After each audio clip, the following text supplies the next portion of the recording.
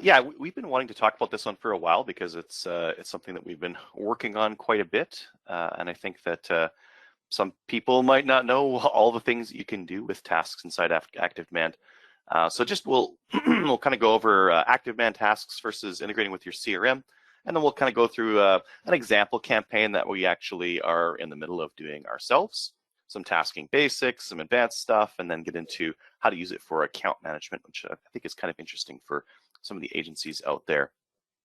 So first, we can integrate with CRM tasks. So if you haven't done that already and you're using a CRM, you might want to do that because ActiveDEMAND can both, we can synchronize contacts down to ActiveDEMAND, and within ActiveDEMAND, we can also create tasks in many of the CRMs out there. So if you're looking to kind of hand things back to sales in a workflow, maybe you got a workflow that's a lot of marketing, and then you got to hand things to sales to do something. Tasks are the way to do that, and we integrate with lots of them. So that's one thing to consider if you haven't done that already. But for a lot of customers out there, marketers typically don't have a CRM login, so that might be a barrier to using those CRM tasks. A lot of marketers right now, they manage tasks inside project management software like Asana, Monday, or Function Point, some of those purpose-built ones, or just some of the general project management softwares. And then many marketing agencies don't use a CRM even for sales, so we still need to get tasks to salespeople even if they're not using a CRM. So there's some of those things to consider. Again, if you've got a CRM, fantastic. I would say integrate it with ActiveDEMAND. If you don't have one, or if you've got some cobbled together system that doesn't talk to the other platforms, then that's where ActiveDEMAND is going to really come in handy. So first, ActiveDEMAND tasks, they're pretty much everywhere on the platform. So you can associate a task with a contact or campaign deal, pretty much anything. And because we're into automation, you can automate ActiveDEMAND tasks in some pretty interesting ways. So we're going to kind of go through this in baby steps first before we get into the real crazy stuff. First, what are ActiveDEMAND tasks great for? One of the really killer features that I think they're great for is client account management. A lot of times inside marketing agencies, for example, your clients' accounts and your account managers may not have access to a CRM. So being able to manage those accounts from a high level inside ActiveDEMAND is very handy. Managing internal tasks. This is actually something that we're using it for ourselves, is just being able to manage some of our internal marketing tasks, some of our internal outreach to customers and that kind of thing. And I'll show you an example of that. Managing client contact campaigns that used to be manual. And the example we'll use is this review campaign that we're working on. Managing client work, and then managing co-marketing projects or one-off projects. So I think if you were to build like let's say a $600,000 website, you probably want to use a project management software, and your project manager probably wants to use like Asana or something like that, and I would say go for it. But for a lot of other marketing work, that can be too heavy and too, I don't know, using a sledgehammer to kill a fly kind of a thing. So I think that's where the ActiveDEMAND tasks are definitely going to come in handy. So let's look at an example use case of these in action that we are in the middle of doing right now. So one of the things that we need to do as a company is get more reviews online. And this is the same story with lots of different companies out there, both software companies as well as, home renovation companies, eye care companies, like a lot of different kind of companies need reviews because customers use reviews to tell, is this company good or not? And just waiting around for reviews to happen is pretty slow. So we like to reach out to our prospects and to our clients. Typically in the past this has been automated because, hey, we're into automation, we automate this. But this time around, we wanted to do something a little bit more personal, something a little bit more high touch, I guess, with our prospects, with our clients again. So we wanted to do something where the person that was most qualified would reach out to these clients, and most qualified, the best connected, the person who has the best relationship with the customer. Could be sales, support, could be someone in marketing, could be someone in management. Doesn't really matter who the person is, but they need to send it out. And then we need accountability that they actually did it. Because if you ever try to say, hey, everyone, can you all just ask your clients to give us a review, that's not really likely to work. So we need accountability on this. We're going to pre-write the basic email, but let the point of contact edit it to preference, not let. Highly recommend that that point of contact edit it to preference. And then we wanted to track the results of it to see how it was going. So that's what we built out. Then we got all these tasks. So we built out all these different tasks and we assigned them to people. This is a task that was assigned to me. And you can see there's the general text in there that I was going to send out. Now, all I did was open that up and then edit the text and then send and complete. So from my perspective, me being the person who is reaching out to the client on this, all I needed to do was check out the text that Eric was actually pre-wrote for me, style it a little bit more in my language because I wanted to make sure that it's genuine and it's from me. And I just did that right inside the text. And then I hit send and complete. And the email sent and it was tracked and the task was completed. And that's really it. So like we see here, Eric created that task for me. I completed the task by sending the email. And it's very easy for me to then afterwards go take a look at that campaign, this G2 reviews campaign that we're doing, and I can see who's completed their outreach and who still has to do their outreach. So we get that accountability. We can talk to the person. Hey, just a reminder, don't forget to send your thing out. And we get that high level visibility, I guess, on making sure that it gets done. So the results of this reviews blitz, it was very easy to complete the task. I had the task card in front of me. I edited the email. I hit send and complete. I moved on with my life. Because it was very easy to complete, it was more likely to get done. Again, we're interrupting people across the company with this, but because it was so easy, it wasn't really a big deal. It was easy for managers to follow up on uncompleted outreach. So it was easy for them to see which tasks were still open. And we got better results with a more personalized approach rather than an automated email out that wasn't personalized at all. So really great results from it and a good use case of using this tasking system because we're using some of that automation and gathering and reporting, I guess, that you get out of ActiveDEMAND. So let's look at some task basics. What actually went into this? And there's a lot in here because this is actually a really high function task system. It's not basic. So I'll kind of go through some of the different things that we see here from top to bottom, or number one to number 14 or whatever here. We've got task owners in the top left hand side. That's a little favicon of the person's face or whatever. We've got the task type, status, due date, which if you've ever used a tasking system, this should all look pretty similar. The things that might look a little bit different, we can associate to contact, org, campaign, or deal, or all of those things if we want to, which has some interesting implications. We've got checklists that we can build under it, and a comment stream and that kind of a thing. So some of these things might look very different for you. Some of these things would look extremely familiar if you've used any kind of tasking system in the past. An example of a task that I'm doing at this second.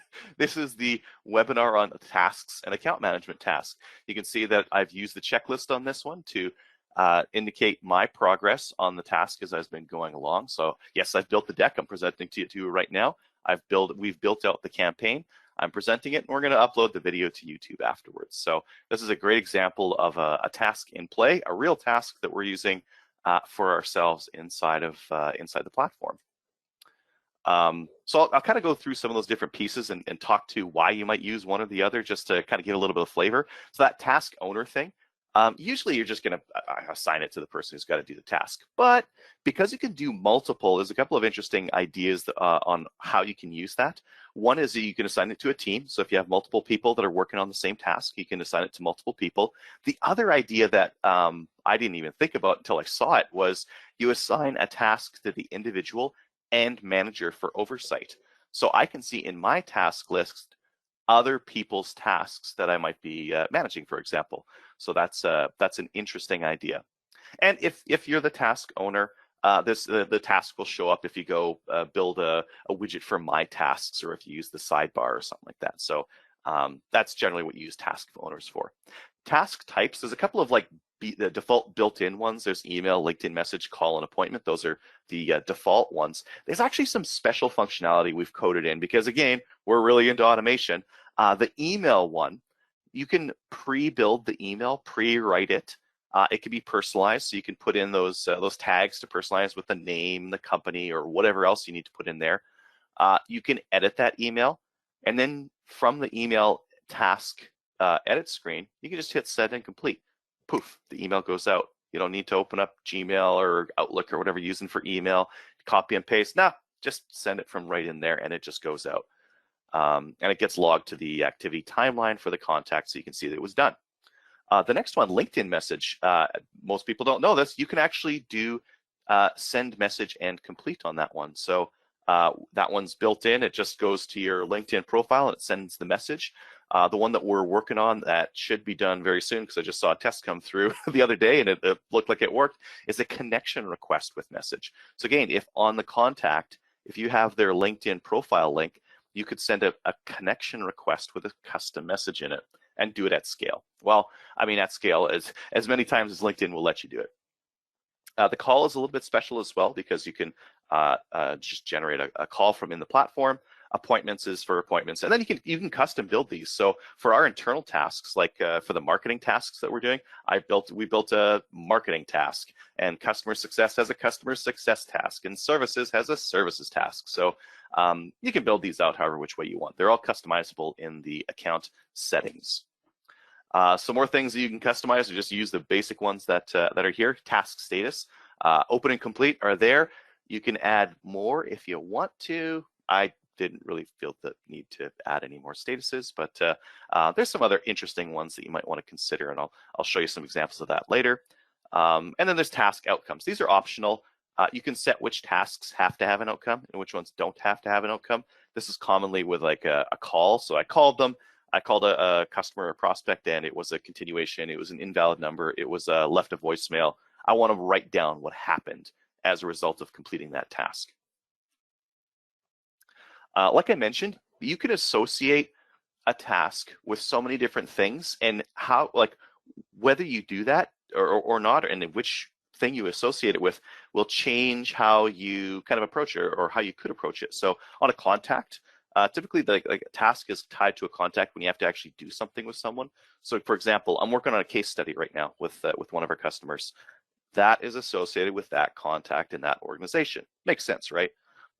If I was working on tweaking our website, that wouldn't have a contact. There's no customer contact that I care to attach to updating the website or some general internal marketing task, right?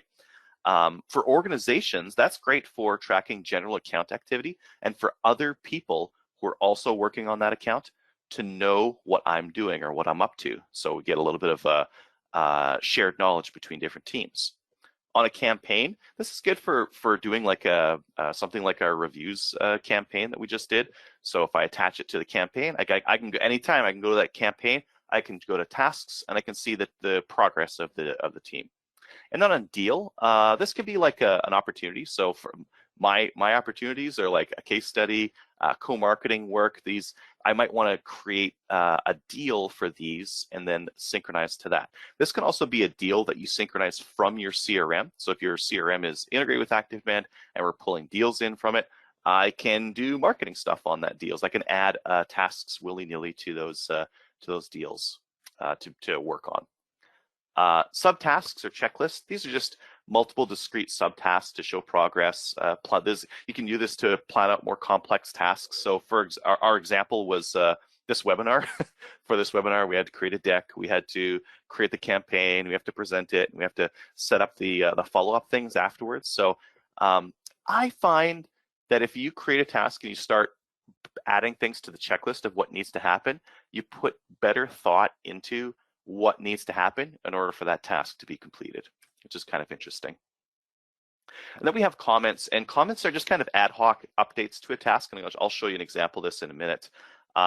We've recently added comments to organizations and a bunch of other places, and these comments are just a comment stream that you can do on the task. Very interesting.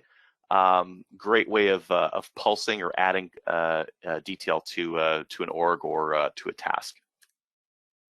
And finally, before we get to actually using this thing, files. So you can upload related files to the task. This might be like a signed proposal, image proofs, or other things that are related to the task. So let's talk about actually using these things. Okay, enough dissecting how what goes into a task. Let's talk about how to use them. Day to day, there's a couple different places you can get access to them. One is inside the platform. There's that little arrow to the right. It's actually got tasks in it now, so you can go in there and you can check them out. All these different icons here, these are different representations of different kinds of tasks. Some of these are custom ones that we've built, and you can click on them to select or not select those kinds of tasks. So it acts as a filter. The other place you can get access to is inside your dashboard. You can create a dashboard widget for my tasks, and this is my real task list that I've got for myself. So you can see here that I've got some for myself. I've got some that I'm working with people on. There's some in progress. There's some that I've just backburnered. So there's where you can use different statuses to indicate, whether you're working on something or not. And you can just add them all in here. You can drag and drop these tasks between different statuses to move them around. And they have some color coding on them as well to show which are overdue, which are due in the future, which have no due date, that kind of a thing. I like the someday. We'll do it someday. Soon, we'll also have task notifications. So this notification system will allow you to notify the task owner if something happens. This could be kind of interesting. So what if on an account I go add a note or add a comment or something like that? Be great for the account owner to see that comment and see what I'm commenting on. Or similarly, we can get notifications with tasks, and these go out as an email to you. Now, how can I create tasks? So far, we've kind of just talked about creating them like onesie twosie, but really, again, because we're in automation, there's lots of different places where we can build tasks out. We can create them inside of a template calendar campaign. This might be like a webinar or a physical event or a virtual event or something like that. It could even be like a demo or a meeting or something like that. So maybe as part of the meeting, one of the tasks that we assign to someone is make sure that the person has their favorite drink ready in the lobby and that kind of a thing. We can create tasks in workflow. So inside a campaign workflow or inside a lead processing workflow, we can create tasks. This could be useful for marketing if they need to check a lead before it gets processed or do something. And then we can create them in an account template. So if you onboard new accounts and you always have a checklist of stuff to do when you onboard new accounts, put the tasks in your account template. And then when you create a new account from that template, the tasks will be there and you can just check them off as you go along. So switching gears a little bit, let's talk about account management. So ActiveDEMAND, like we've talked about the tasks here. We've also got this, because we've got the org Kanbans that we can build stuff on top of, we've made this view that's actually pretty powerful for account management. We built this out of a need for ourselves, just straight up. We needed to be able to align the teams on what's happening with key accounts. And we built this out for ourselves, but this is also very useful for if you're a marketing group that has many clients or many stakeholders that you have to answer to. It can be really useful for that kind of thing as well. We can add comments or tasks to these things. We can see key players, and we can use these really in a weekly account management pulse meeting if your organization does that.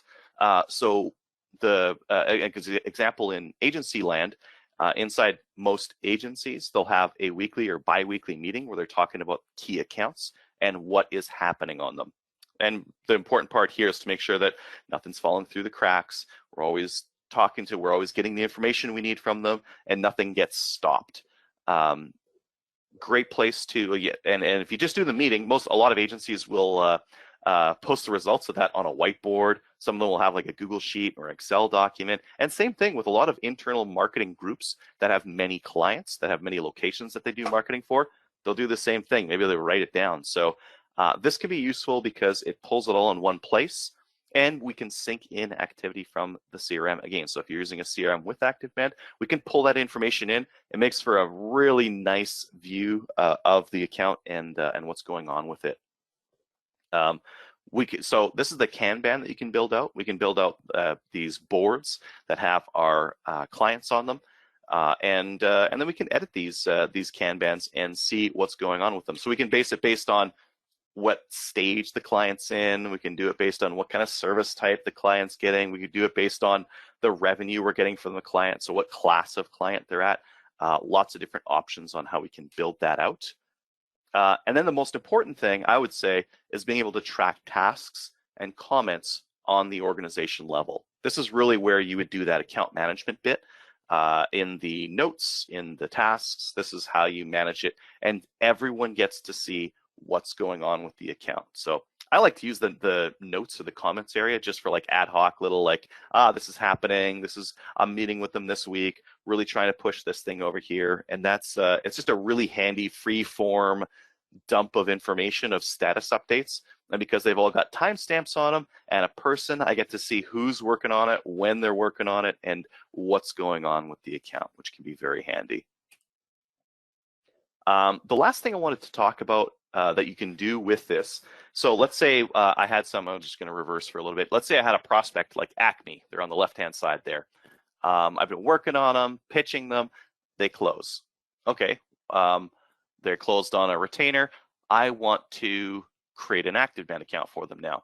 I can actually go to that, go to their organization edit screen. I can click a button that says create new client account, and it will dump in any information I have on them. So if I've got like a contact name, if I've got an address, if I've got a sales contact, and I can choose a template and whip off that that ActiveDEMAND account very, very quickly. So again, we're just trying to make it easy for agencies and other marketers who have multiple clients to crack out new client accounts very quickly and very easily. For more information on this, again, I can only really scratch the surface of the tasking system because there's quite a few other features that are built into it. But we do have a couple of articles that I would recommend. The first one's in the support area. It's called the ActiveDEMAND Tasks system. It's really complete. It's got everything you need to know about tasks. We've been continually updating that article, so it's got everything in it.